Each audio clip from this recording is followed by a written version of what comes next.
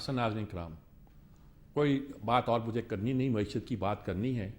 Dollar کو free چھوڑ دیا گیا اور اس کی اڑان اور پرواز دیکھنے کے قابل ہے، اور یہ ہونا تھا، سب اس کی توقع کر رہے تھے اور سب اس کے حق میں دلیلیں دے رہے تھے۔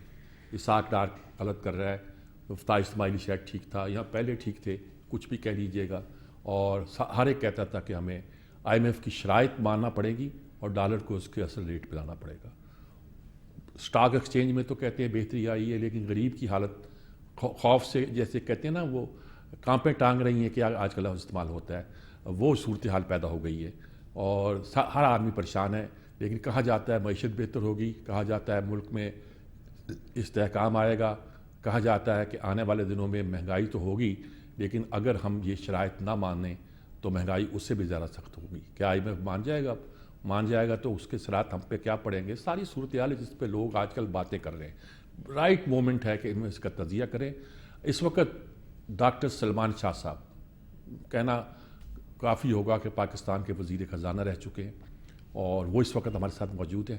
ان سے گفتگو کرتے ہیں اور کوشش کرتے ہیں جاننے کی کہ ان کا اس معاشی صورتحال پر کیا تجزیہ ہے۔ کوئی سوال نہیں، سیدھی بات یہ ہے کہ اس وقت جو نقشہ پیدا ہوا ہے ڈالر کو ایک ہی دن میں فری کرنے کا، اور اس کے نتیجے کے طور پر بہت سی باتوں کے غلط ثابت ہونے کا اور بہت سی باتوں کے درست ثابت ہونے کا، اور اس کے ساتھ اس کا امپیکٹ کیا پڑنے والا ہے ہم پر، اس ساری صورتحال کا تجزیہ ہم کرتے ہیں۔ السلام علیکم شاہ صاحب۔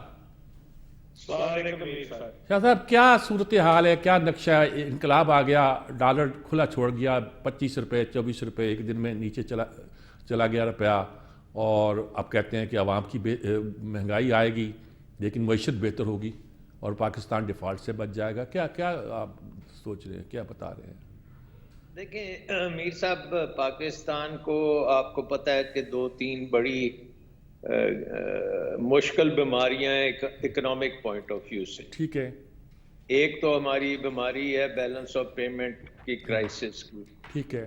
یعنی کہ ہماری تجارت جو ہے اس میں توازن نہیں ہے، امپورٹ بہت زیادہ ہے، ایکسپورٹ بہت کم ہے، اور ہمارے جو بیرون ملک سے ریمیٹنسز آتی ہیں وہ بھی پوری نہیں ہیں کہ وہ گیپ کو پورا کریں۔ تو اس کے لیے ہمیں ہر وقت بیرون ملک قرضے لینے پڑتے ہیں اس گیپ کو پورا کرنے کے لیے۔ ٹھیک ہے۔ دوسری بیماری یہ ہے کہ یہ ہم کئی دہائیوں سے یہ کام کر رہے ہیں، اور اس کے نتیجے میں اب ہمارے پہ بیرون ملک قرضوں کا ایک انبار لگ چکا ہے۔ وہ تقریباً 130 ارب ڈالر کے ہیں، جس میں سے ہر سال آپ کو اب 20 ارب ڈالر کے قریب واپس کرنے ہیں، اور یہاں اس کو پھر آپ ری شیڈیول کرائیں تاکہ وہ آپ کو بہت آگے لے جائیں، 20-25 سال کے بعد پے کرنا پڑے، اس کا آپ انٹرسٹ پے کر دیں۔ یہ دو بہت بڑی مشکلات ہیں ہمارے۔ اب جب ڈار صاحب تشریف لائے تھے مفتاح صاحب کے بعد، پہلی بات تو میں یہ کہہ دوں کہ مفتاح صاحب نے بھی بہت دیر کی ڈاکٹر کی دوائی لینے میں۔ ٹھیک ہے۔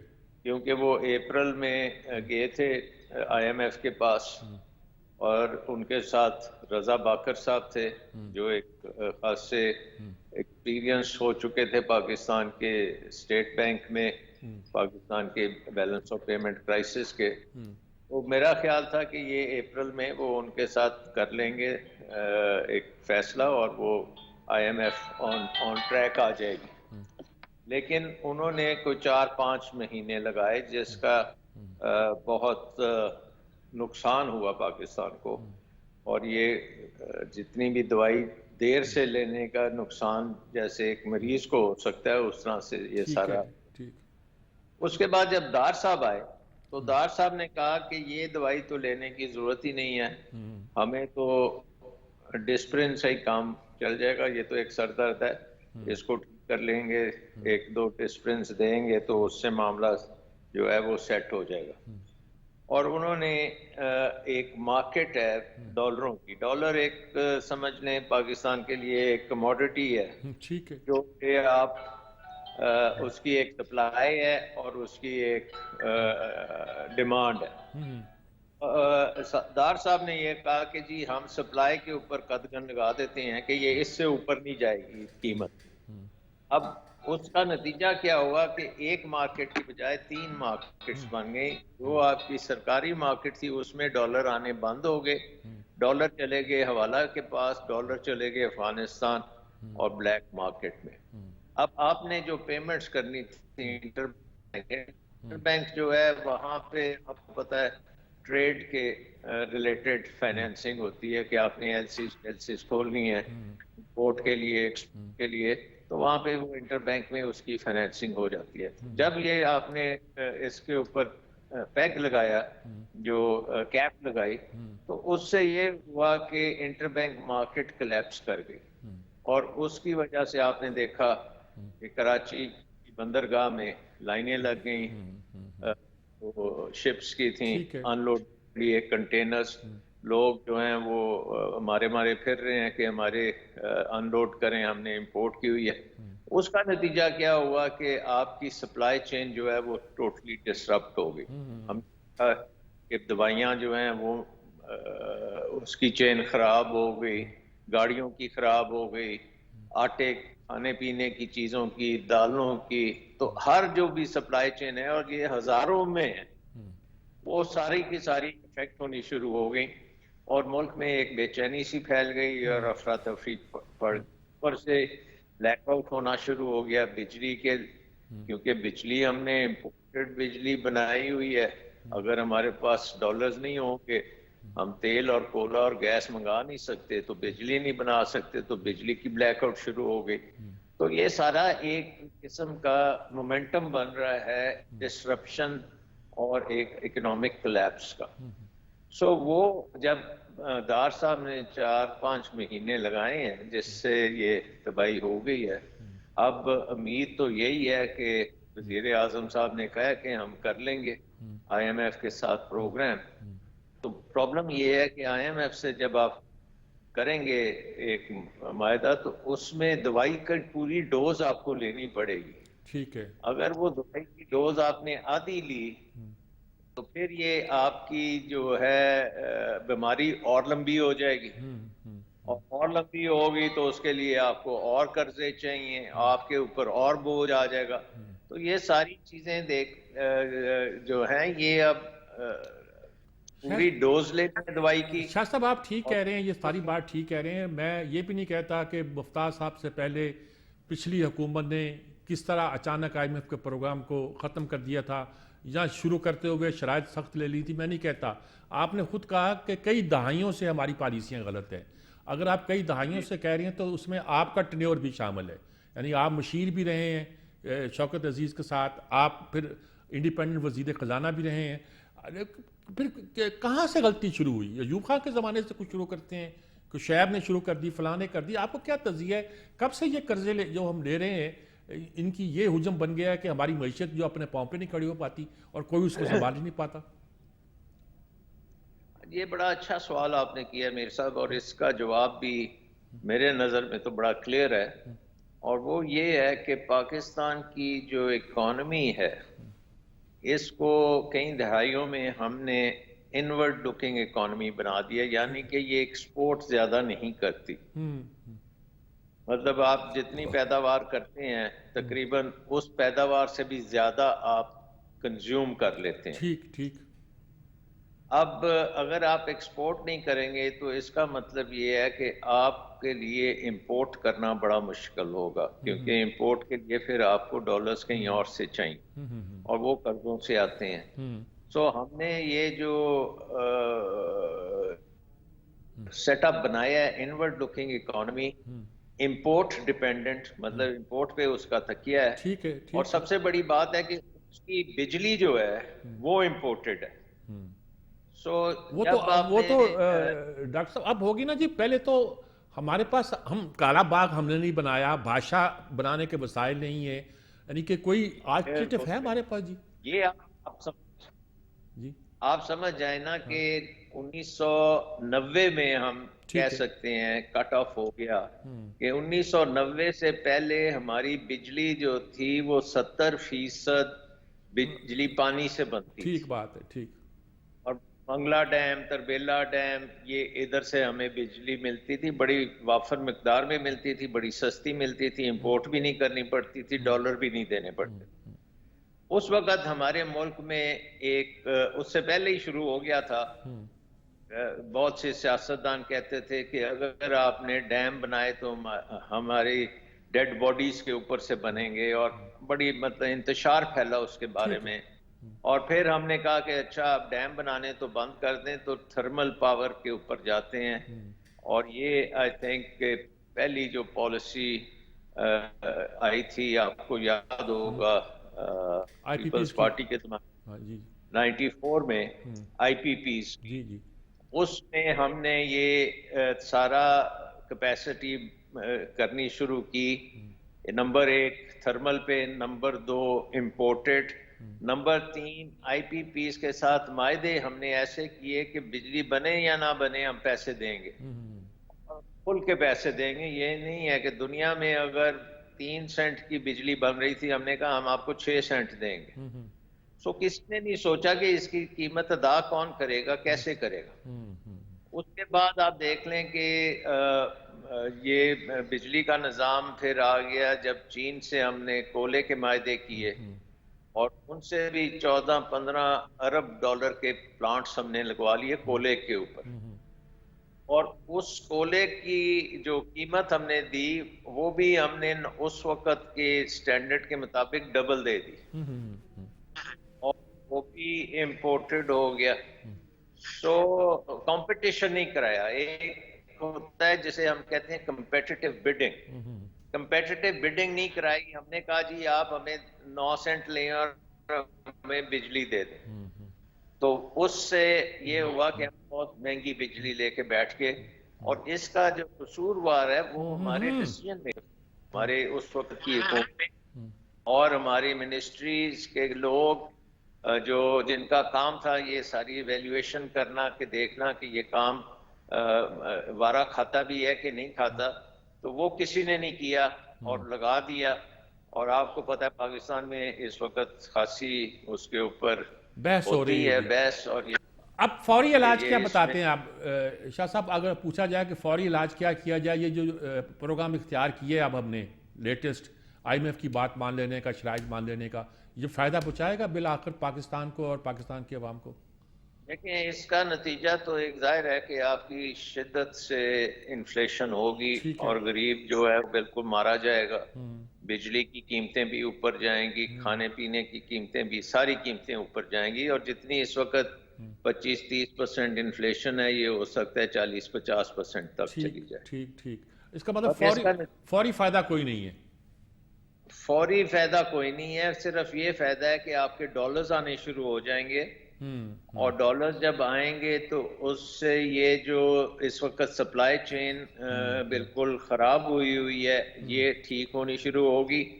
لوگ جو ہیں وہ امپورٹڈ چیزیں خرید نہیں سکیں گے، ان کو جانا پڑے گا لوکل چیزوں پہ، تو ایک اکانومی میں ایک پریشر آئے گا کہ آپ ایکسپورٹس کو بڑھائیں اور ادھر انویسٹمنٹ کریں۔ ٹھیک ٹھیک امپورٹ سبسٹیوشن کا ہوگا، بٹ وہ ذرا لمبی مدت میں ہوگا، ٹھیک بات۔ لیکن آپ کی بیسک سیٹنگ ہو جائے گی کہ اب آپ نے آگے کس قسم کی اکانومی بنانی ہے۔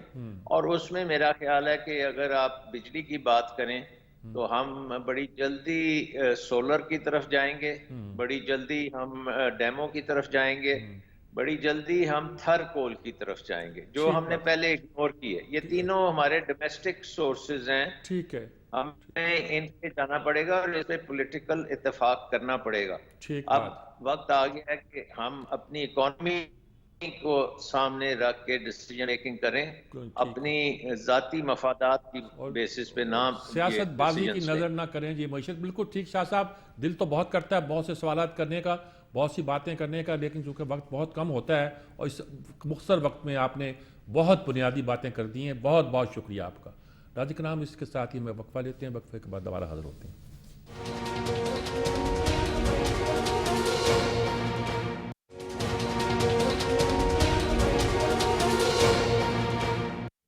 جی ناظرین کرام، ہم گفتگو کر رہے ہیں آج کی صورتحال پر، اقتصادی صورتحال پر۔ ڈالر کی قیمت نے اچانک پورے لوگوں کو بکھلا کے رکھ دیا ہے، لیکن سب لوگ کہتے ہیں کہ یہ تو انیویٹیبل تھا، ہم نے ڈیلے کر دیا ہے، پہلے ہونا تھا، دیر سے ہوا ہے۔ اب اس کے بعد انتظار اس بات کا ہے کہ آئی ایم ایف آئے اپنی شرائط بنوائے, ہم مانیں مزید مہنگائی ظاہر ہے وہ تو مقدر میں ہے, لیکن کہتے ہیں کہ اس سے پاکستان کی معیشت سنبھل جائے گی, سدھر جائے گی. کیسے ہوگی یہ تو کوئی ماہر معاشیات ہی ہمیں بتا سکتا ہے. اور ہمارا حال تو یہ ہے کہ ہمارے سیاستدانوں کو معیشت کا لفظ بولنا نہیں آتا. اس کو سمجھیں گے کیا, برسوں ہو گئے اس لفظ کو استعمال کرتے ہوئے اپنی تقریروں میں, لیکن کم سیاستدان ہیں جو اس لفظ کو صحیح طور پر تلفظ بھی کر سکتے ہیں. تو جملہ مختصر تھا. ہمارے ساتھ فاروق سلیم صاحب موجود ہیں. یہ نہ صرف معاشیات کو سمجھتے اور جانتے ہیں بلکہ اسے مجھ جیسے عام آدمی کو کنوے کرنے کا سلیقہ بھی جانتے ہیں. اس لیے ان سے رجوع کرتے ہیں, ان سے پوچھتے ہیں. ڈالر کی قیمت کے فرق پڑنے سے اور جو اس وقت صورتحال پیدا ہوئی ہے, ہم دیکھتے ہیں کہ آئی ایم ایف شاید آ جائے گی. ہم نے اب صحیح اسٹیپ اٹھایا ہے, کنٹینر پھنسے ہوئے ہیں کراچی کی پورٹ پر, ہماری معیشت ساری سکڑی ہوئی تھی. کہتے ہیں مہنگائی تو ہوگی لیکن ہماری معیشت سنبھل جائے گی. آپ کیسے اس کا تجزیہ کرتے ہیں ساری صورتحال کا؟ دیکھیے پچھلے کچھ دنوں سے جو فارن ایکسچینج کی مارکیٹ میں ہو رہا ہے, جس بری طرح ہمارا روپیہ گر رہا ہے, وہ نتیجہ ہے ایک 4 یا 5 مہینے پہلے جو معاشی پالیسی تشکیل دی گئی. اس معاشی پالیسی کے تحت ہم نے روپے کو مصنوعی طریقے سے اس کی قدر کو برقرار رکھنے کی کوشش کی تھی, یا پالیسی یہ بنائی تھی. اس کے نتیجے میں ہم دیکھ رہے ہیں کہ اب روپیہ بڑی تیزی سے گر رہا ہے, اور اس کے نتیجے میں ایک مہنگائی کا طوفان سامنے آئے گا. دیکھیے ہم پاکستان جو ہے وہ امپورٹس کے اوپر اس کا بہت بڑا انحصار ہے. ہم گندم امپورٹ کرتے ہیں, پیٹرول ڈیزل امپورٹ ہوتا ہے, ادویات امپورٹ کرتے ہیں, دالیں امپورٹ ہوتی ہیں, کھانے بنانے کا تیل امپورٹ ہوتا ہے, کپاس امپورٹ ہو رہی ہے, کوئلہ امپورٹ ہو رہا ہے. تو ان سب چیزوں کی جب امپورٹ ہوگی اور روپیہ اتنی تیزی سے گرا ہوگا تو ان سب کی چیزوں کی جو قیمت ہے وہ پاکستان کے اندر بڑھ جائے گی. ابھی حکومت پاکستان جو ہمیں اپنا اعداد و شمار بتاتی ہے کہ مہنگائی کی شرح جو ہے وہ 25-26% پہ چل رہی ہے, تو اگلے چند ہفتوں کے اندر آپ دیکھیے گا کہ یہ مہنگائی کی شرح جو ہے, میرا تخمینہ یہ ہے کہ یہ 35-40% تک چلی جائے گی. تو سب سے بڑا طوفان تو یہ مہنگائی کے حوالے سے آئے گا, جو اگلے چند مہینوں میں, چند ہفتوں میں ہمیں نظر آنے لگے گا. میرا خیال یہ ہے کہ جون کے مہینے تک یا اس سے کچھ ہفتے کے بعد یہ مہنگائی کا طوفان جو ہے یہ تھمتا نظر آتا ہے. اور اس کی وجہ یہ ہے کہ عالمی منڈیوں میں خاص طور پہ جو پیٹرول اور ڈیزل کی قیمت ہے وہ 120 روپے جو تیل کی قیمت کی بیرل چل رہی تھی وہ اب گر کے کہیں 80-85 ڈالر پہ چلی گئی. پھر جو کھانے بنانے کا تیل ہے, جو کوکنگ آئل ہے, جو ہم 3-4 بلین ڈالر کا امپورٹ کرتے ہیں, اس کی قیمت جو 60,000 رنگٹ فی ٹن چل رہی تھی اب وہ گر کے کہیں 4,000 رنگٹ فی ٹن آ گئی. تو مہنگائی کا ایک طوفان آنے والا ہے, ہم سب پہ اضافی بوجھ ڈلے گا, لیکن میرا خیال ہے کہ چند ہفتے گزرنے کے بعد, چند مہینے گزرنے کے بعد وہ طوفان جو ہے وہ تھمتا نظر آئے گا. نہیں یہ بات آپ ٹھیک کہہ رہے ہیں, لیکن معیشت کیسے سنبھلے گی اس پورے عمل سے؟ عام آدمی جھگڑا جا رہا ہے اور یہ ہو رہا ہے, لیکن کہتے ہیں معیشت سنبھل جائے گی. دیکھیے جہاں تک ہم پہنچے ہیں معیشت کے حوالے سے, یہ پچھلے کوئی سال بھر یا 3 سال کا چکر نہیں. یہ قیامتیں جو گزر گئی ہیں امانتیں کئی سال کی. جی ایسے یہ دیکھیے پچھلے 30-35 سال سے آپ اگر غور کریں کہ ہر جون کے مہینے میں ہمارے وزیر خزانہ صاحب جو ہیں وہ اسمبلی کے فلور پہ کھڑے ہوتے ہیں اور وہ یہ کہتے ہیں کہ اس سال 3,000 ارب کا خسارہ ہوگا. پھر سننے کو آتا ہے کہ اب 5,000 ارب کا خسارہ ہوگا. اپریل 2022 کے مہینہ جب نئی حکومت آئی تھی, جب پی ٹی آئی چلی گئی اور پی ڈی ایم واپس آ گئی, تو ہمیں پتہ چلا کہ پی ٹی آئی والے جو ہیں وہ 5,500 ارب کا بجٹ کا خسارہ چھوڑ کے جا رہے ہیں, جو 75 سالہ پاکستان کی معاشی تاریخ کا بلند ترین خسارہ تھا. اسی طرح ہر سال کے بعد ہمیں پتہ چلتا ہے کہ ہمارا تجارت کا خسارہ جو ہے وہ 40 ارب کا ہے, وہ 45 ارب ڈالر کا ہے. تو یہ سارے خسارے پر کرنے کے لیے ہم نے کوئی 62,000 ارب کا قرضہ لے رکھا ہے. تو یہ جو آج معیشت کا حال ہے اس کو 35 سال لگے ہیں یہاں تک پہنچنے میں, تو یہ تو نہ سمجھیے کہ یہ اگلے چند مہینوں میں یا ایون سالوں میں جو ہے وہ ٹھیک ہو جائے گی. یہ آپ ٹھیک کہہ رہے ہیں, لیکن کیا ہمارے اتنے بڑے لوگ وزیر خزانہ رہے ان کو عقل نہیں تھی؟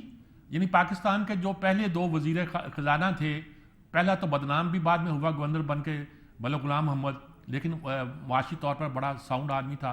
उसके बाद चौधरी मोहम्मद अली। ये 8 सालों में तो हमारा बजट सरप्लस था और मामूली कर्जे थे जो शायद अमेरिका की एड की सूरत में या इसी ऐसे सूरत में लियाकत अली खां के ज़माने में आए। फिर क्या दरपेश हुआ कि हम कर्जों के चक्कर में फंस गए? देखिए, पहले जो 71 साल से पाकिस्तान के, उसमें हमने मजमूई कर्जा जो है वो 30,000 अरब का इकट्ठा किया था। अच्छा। आप सोचिए 71 ईयर्स में। और फिर जो 44 महीने हमें मिले हैं पीटीआई के, उन्होंने उन 44 महीनों में 24,000 का इजाफी कर्जा ले लिया। अच्छा। तो आप सोचिए कि जो 71 साल लगे थे हमें कर्जा इकट्ठा करने में, उसका लगभग 75-80% जो है वो सिर्फ 44 महीने जो पीटीआई की हुकूमत गुजरी है उसमें हमने इजाफी कर्जा इकट्ठा कर लिया। कोई डेवलपमेंट की उन्होंने जी? उन्होंने कोई डेवलपमेंट की या कर्जे ही लेते रहे? इसका जवाब तो आपको मालूम है। इसका जवाब आपको पता है कि डेवलपमेंट क्या हुई और कर्जे कैसे इकट्ठे हुए। अगर ये हजारों अरब आम लोगों की समझ में नहीं आते, मैं आपको बताऊं कि 1971 में हर पाकिस्तानी बच्चा, बूढ़ा और मर्द और औरत, उसके ऊपर टोटल 500 रुपए का कर्जा था। ठीक है। 500 रुपए का। और आज आप अंदाजा कीजिए कि वो 500 रुपए से बढ़ के लगभग 3 लाख रुपया हर पाकिस्तानी बच्चा, बूढ़ा, मर्द और औरत के ऊपर आज 3 लाख रुपए का कर्जा है। तो आप अंदाजा कीजिए कि 500 रुपए से 1971 से शुरू हुआ और आज 2023 में बैठे हैं हम, 3 लाख रुपए का हर पाकिस्तानी कर्जदार बन गया। तो अब आपका मतलब यह है कि ये स्टेप तो ठीक है, लेकिन इसके असरात जो हम पड़ चुके हैं मईशत पर, उसको दूर होते होते अभी बरसों लगेंगे।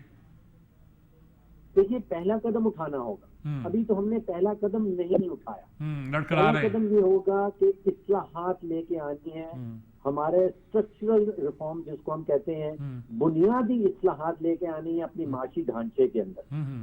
जब तक वो बुनियादी इस्लाहात नहीं लेके आएंगे, जिसमें सबसे बड़ा आप समझिए जो खसारे हैं वो हुकूमत पाकिस्तान खुद से करती है। ये कहना गलत नहीं होगा कि रियासत पाकिस्तान के ऊपर जो सबसे बड़ा माशी बोझ है वो हुकूमत पाकिस्तान खुद से है। आप अंदाजा कीजिए कि इस वक्त जो हमारे बिजली के शोबे में कोई 2500 अरब रुपए का खसारा हो चुका है, कोई 1500 अरब का खसारा गैस के सेक्टर में है। अगर मजमूई गिने बिजली और गैस के सेक्टर में 4000 अरब रुपए का खसारा हम कर चुके हैं। कोई 195 के करीब जो स्टेट ओन एंटरप्राइज हैं, जिसमें पीआईए है, पाकिस्तान स्टील है, पाकिस्तान रेलवेज है, वो कोई 2000 अरब का इस वक्त तक कर्जा ले चुके हैं। देखिए, पिछले सिर्फ 1 साल में पीआईए का कोई 70 अरब रुपए का नुकसान है। तो जब तक ये बुनियादी इस्लाहात नहीं लेंगे और हुकूमत अपने खसारे खत्म नहीं करेगी, तो मैं समझता हूँ वो पहला कदम हमने नहीं उठाया होगा। आपका मतलब है ये सारी चीज़ें हमें प्राइवेटाइज करनी पड़ेगी और वो अदारे बंद करना पड़ेंगे जो हुकूमत को खसारा देते हैं, और वो खसारे भी ख़त्म करना पड़ेंगे जो हुकूमत ने बिला वजह अपने सर पे मोड़ रखे। जी बिल्कुल दोस्त कह रहे हैं, हुकूमत को ये काम करना होगा।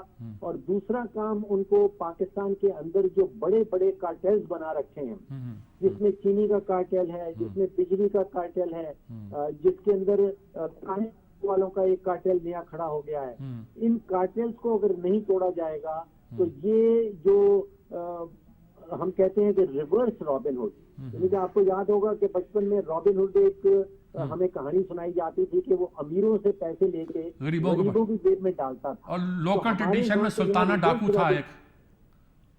जी, यहाँ पे रिवर्स रॉबिन हुड चल रहा है। यहाँ पे गरीबों की जेब से पैसा निकाल के इन कार्टेल्स की जेब में डाला जाता है। ठीक बात। तो दूसरा कदम जो है वो हुकूमत को उठाना होगा कि इन कार्टेल्स को किस तरह तोड़ना है। ठीक बात है। बहुत बहुत शुक्रिया आपका फखर सलीम साहब। बातें तो बहुत करने को जी चाहता है लेकिन वक्त कम होता है अमूमन प्रोग्राम का। आपका बहुत शुक्रिया, आपने आसान लफ्ज़ों में हमें वो बात समझाई जो आम तौर पर समझ नहीं आती और हम परेशान होते हैं। बहुत शुक्रिया आपका। इसके साथ नाज़रीन किराम हम एक वक्फा लेते हैं, वक्फे के बाद हाज़िर होते हैं।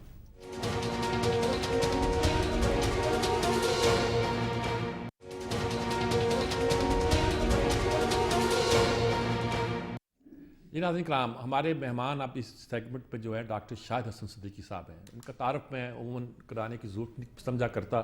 یہ پاکستان کے بہت اچھے بڑے معیشت دان ہیں. اچھے کا لفظ اس لیے استعمال کیا ہے کہ اسلامی معیشت بلا سود معیشت میں انہوں نے بہت کام کیا ہے. وہ بات چھوڑیے گا، میں ہر بار میں کوشش کرتا ہوں کہ ان سے جاننے کی کس وقت کیا صورتحال ہے. السلام علیکم ڈاکٹر صاحب. جناب وعلیکم السلام. ڈاکٹر صاحب بس ایک سوال ہے جی، ڈالر ہم نے چھوڑ دیا کھلا، اب کیا ہوگا مجھے یہ بتا دیجیے. ہم کدھر جا رہے ہیں، کدھر جانا چاہیے؟ بہت شکریہ آپ کا. پہلے ہم بیماری کی بات کریں پھر حل کی بات کریں. جی جی. پہلی بات یہ تھی کہ گزشتہ 11 مہینے میں پاکستان کی معیشت کو جس طرح تباہ و برباد کیا ہے اس کی پاکستان کی 75 سالہ تاریخ میں کوئی مثال نہیں ہے. لیکن بدقسمتی یہ ہے کہ کوئی بھی یہ اس بات کا ادراک صحیح معنوں میں مکمل طور پر نہیں کر رہا کہ یہ سب ہوا کیوں. میں یہ چاہتا ہوں کہ کچھ اعداد و شمار دیے جائیں تاکہ یہ پتہ چل جائے کہ یہ کیوں ہوا، کس کی ذمہ داری ہے. اس کے بعد پھر ہم حل کی طرف جائیں اگر آپ اجازت دیں. جی بالکل جناب. تو دیکھیے 28 فروری 2022 ایک سیاہ دن تھا جس دن عمران خان صاحب نے IMF کے ساتھ معاہدہ توڑا.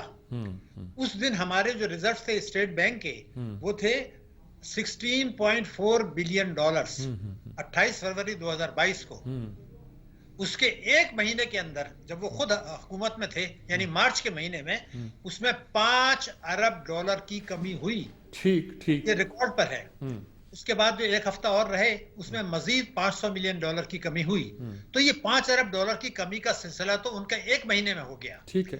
اس کے بعد ذمہ داری آتی ہے جو موجودہ حکومت ہے PDM کی، اور آج ہمارے جو ریزروز ہیں وہ ہیں $3.7 ارب. ٹھیک. اس کا مطلب یہ ہے کہ 10 مہینے میں اس موجودہ حکومت نے کے دور میں جو کمی ہوئی ہے وہ ہے $7.7 ارب. یعنی عمران خان صاحب کے دور میں اس سے کوئی 6 گنا زیادہ. ایک مہینے میں $5 ارب، اور اب جو سارا نہیں ہونی چاہیے تھی، ذمہ داری بالکل PDM کی بھی ہے. لیکن بہرحال ایک کمی کا سلسلہ تو تھا. جب آپ معاہدہ توڑتے ہیں تو وہ $7.7 ارب 10 مہینے پہلے تو اس حقیقت کو مان لینا چاہیے. یہ ریکارڈ پہ اسٹیٹ بینک کی میرے. دوسرا یہ کہ جب آپ روپے کی قدر اس کو اس طرح گرائیں گے ریزروز کو تو ظاہر بات ہے کہ روپے کی قدر تو گرے گی. پھر اس کے بعد مہنگائی بھی آئے گی. تو وہ ذمہ داری بھی دونوں کو قبول کرنا ہوگی. جتنا جنہوں نے ریزروز گرائے اتنی وہ ذمہ داریاں قبول کر لیں. اب ہم دوسرا آ جاتے ہیں کہ روپے کی قدر. دیکھیے جب عمران خان صاحب رخصت ہوئے تھے یا کیا گیا تھا ان کو اس وقت 182 روپے کا تھا ڈالر. اب اس وقت 263 کا ہے، یعنی 81 روپیز فی ڈالر کمی ہوئی. 81 روپے فی ڈالر کمی ہوئی. بہرحال یہ PDM موجودہ حکومت کی ذمہ داری ہے. جماعت وہ اس کی PMLN کی زیادہ ہے جو کہ وزیر خزانہ ان کے رہے ہیں. لیکن جیسے میں نے کہا کہ جب آپ ریزروز گرائیں گے تو 81 روپے تو ذمہ داری تو ہے. لیکن بہت کم لوگوں کو یہ پتا ہے بات کہ جس دن مفتاح صاحب رخصت ہوئے تھے، بہرحال وہ اسی حکومت کے تھے، اس وقت 239 روپے کا ایک ڈالر تھا. ٹھیک ہے. 58 روپے کمی ہو چکی تھی. اور اب سے 3 دن پہلے تک ہم جو ہمارے پیریٹی تھی وہ اس سے کم تھی 239 سے، یعنی 230 روپے. اس کا مطلب یہ ہے کہ ڈار صاحب نے بہت غلطیاں ضرور کی ہیں اور وہ اس کے بھی ذمہ داری انہی کی ہے. لیکن ان کے دور میں اب سے 3 دن پہلے تک جس سے ساری تباہی آ رہی ہے روپے کی قدر میں، اس میں بہتری آئی تھی.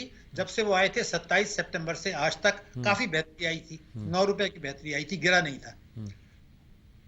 اب سوال یہ ہے کہ ہوا کیوں یہ. پھر مہنگائی کا آپ کو میں بتا دوں کہ 12.3% تھی جب جو ہے عمران خان صاحب رخصت ہوئے تھے. اب جو ہے وہ 24.5% ہے. موجودہ حکومت کی ضرور ذمہ داری ہے، مگر ایک تو یہ تھا کہ جب آپ روپے کی قدر گرائیں گے، امپورٹ کنٹری ہے وہ تو آئے گا. دوسرے یہ تھا کہ اسٹیٹ بینک کی رپورٹ میں یہ لکھا ہوا ہے، میرا نہیں ہے، کہ جب عمران خان صاحب نے معاہدہ توڑا تھا اس کے مہنگائی پہ اثرات جون 2023 تک رہیں گے. یہ قوم کو نہیں بتایا گیا. میرے خیال ہے موجودہ وزیر خزانہ بھی ابھی تک یہ 3 باتیں جو میں نے بتائی ہیں وہ نہیں بتائی. انہوں نے بہت سا دفاع کیا ہے. یہ تو اسٹیٹ بینک کی رپورٹ میں لکھا ہوا ہے مہنگائی کا. لیکن بات دیکھنے کی یہ ہے کہ مہنگائی آئی کیوں اور یہ سب کس کی غلطیاں ہیں. یہاں سے میں شروع کرتا ہوں موجودہ حکومت کا دور. مفتاح صاحب جب آئے تو انہوں نے غیر ضروری تاخیر کی جس کی ذمہ داری ان کے اوپر بھی ہے اور موجودہ حکومت پر بھی ہے. اس کی وجہ سے جو ہے وہ IMF سے 2 مرتبہ جو معاملات طے کیے 2 مرتبہ انہوں نے توڑ دیا. اس سے وجہ سے IMF کا پروگرام تاخیر کا شکار ہو گیا. بجٹ جو بنایا انہوں نے جس کو بہرحال کابینہ نے اپروو کیا وہ IMF سے طے شدہ معاملات کے خلاف تھا جو نہیں کرنا چاہیے تھا.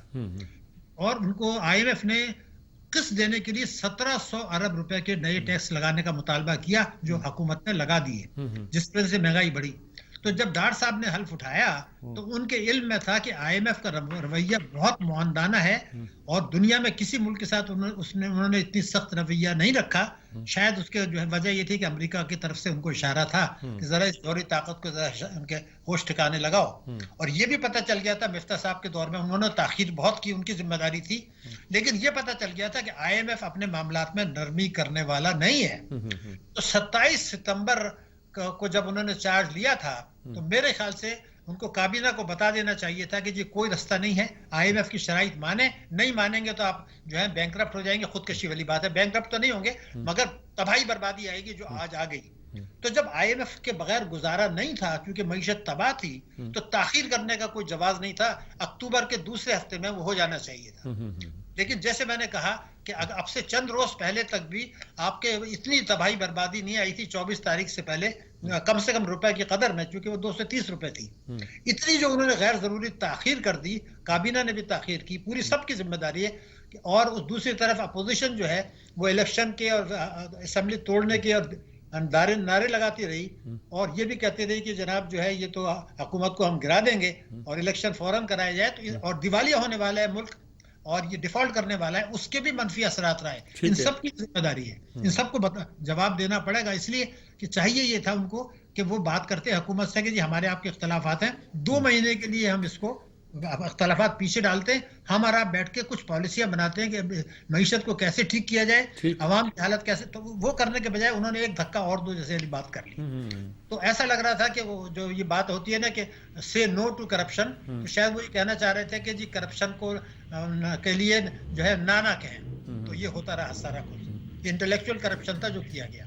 اب آپ کا سوال جو ہے حل کیا ہے وہ میں آپ کو بتا دوں. اگر قوم, حکومت اور سیاستدان اور ادارے خودکشی نہیں کرنا چاہتے اجتماعی, تو کوئی راستہ نہیں ہے, صرف ایک راستہ ہے. اس کے علاوہ جتنے ہم راستے بنائیں گے وہ دھوکہ ہوگا, ملک اور قوم کا نقصان ہوگا. کچھ مولا ضرور مل جائے گی لیکن معیشت تباہ و برباد ہو جائے گی. پچھلے 1980 سے آپ دیکھ لیں, اس کے بعد دیکھ لیں, تینوں حکومتوں نے جس میں صوبائی حکومت تو بھی شامل ہیں اور فوجی حکومتیں بھی شامل ہیں, انہوں نے جو انتخابی منشور یا وعدے قوم سے کیے تھے وہ کبھی پوری کرنے کی کوشش نہیں کی. یہ واضح, اس کا مطلب یہ کوئی ایک حکومت نہیں کر سکتی. تو اب میں چند جملوں میں آپ کو جواب دے دیتا ہوں. حل کیا ہے؟ حل یہ واحد حل ہے, اس کے علاوہ کوئی حل نہیں ہے. وہ حل یہ ہے کہ ایک قومی سلامتی کمیٹی کا ایک اجلاس فوری طور پر بلایا جائے. اس میں فوج کے نمائندے بھی ہوتے ہیں, ممبر ہیں, حکومت کے نمائندے بھی ہوتے ہیں, مگر اس میں ان تمام پارٹیوں کو پابند کیا جائے کہ وہ تشریف لائیں جن کے پاس 1 سے زیادہ سیٹیں سینٹ میں ہیں. میں قومی اسمبلی کا اس لیے نہیں کر رہا اور مسئلہ, تو وہ بیٹھ جائیں اور وہاں کوئی تقریریں نہیں ہوں گی. صرف تینوں پارٹیوں کے متفقہ منشور کے 2-3 نکات ان کو بتا دیے جائیں کہ یہ آپ کے پارٹی کے منشور میں لکھا ہوا ہے. اس کے مطابق ہم یہ کہتے ہیں کہ ایک حلف نامے پر آپ مہربانی کر کے دستخط کر دیں جو بنیادی طور پر آپ کے اپنے منشور کے مطابق ہے, جس کے بیسس پہ آپ الیکشن لڑتے اور جیتتے رہے ہیں. پہلا, وفاق اور صوبے ہر قسم کی آمدنی پر ٹیکس لگائیں گے 10 لاکھ روپے سے زیادہ, نمبر 1. دوسرا, معیشت کو دستاویزی بنائیں گے. تیسرا یہ ہے کالے دھن کو سفید ہونے سے روکیں گے. کیبنٹ کا سائز 30 سے زیادہ نہیں ہوگا فیڈرل کیبنٹ کا, اور بیرونی جو ہے وہ دورے کم کیے جائیں گے, اور شاہانہ اخراجات میں 30% کمی کی جائے گی. Number 1. Number 2, general sales tax جس سے مہنگائی آتی ہے, عوام تباہ ہوتے ہیں, اس کو 17% سے کم کر کے 7.5% پہ لایا جائے گا, اور پیٹرولیم لیوی 0 کیا جائے گا. اگر ابھی نہیں کر سکتے IMF کی وجہ سے تو سپٹمبر میں ان کا پروگرام ختم ہو رہا ہے, اس وقت نل کر دیں. 2.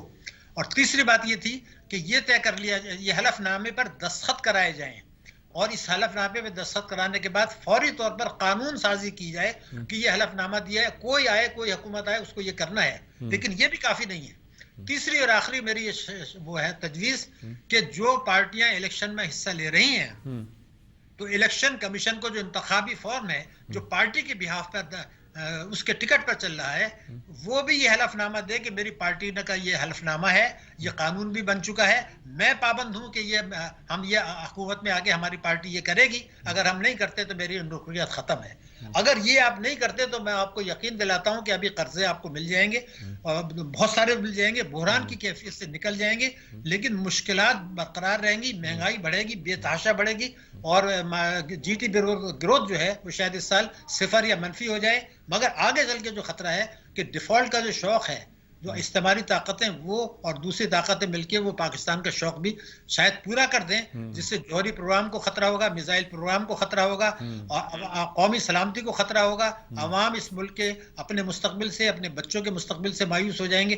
تو اگر خودکشی نہیں کرنا چاہتے تو یہ کر لیں، ان چیزوں پہ عمل کیا جائے۔ بالکل ڈاکٹر صاحب بہت شکریہ آپ کا، دل کرتا ہے کہ آپ اتنی فلوئنٹ اور اتنی آسان لفظوں میں ساری بات سمجھا رہے تھے کہ اس کو ہم جاری رکھتے، لیکن وقت چونکہ بہت کم ہوتا ہے، لیکن آپ کی بات بہت مکمل طور پر بہت خوبصورتی کے ساتھ بیان ہو گئی ہے۔ آپ کا بہت بہت شکریہ۔ اللہ کرے کہ پاکستانی قوم اس پہ عمل کرے، پاکستان کے سیاستدان بھی اس بات کو سمجھیں اور پاکستان کے لوگ بھی اس بات کو سمجھیں، اسی میں ہماری بقا ہے، اسی میں ہماری بہتری ہے، اسی ہماری سلامتی ہے۔ اجازت چاہتا ہوں، اللہ حافظ۔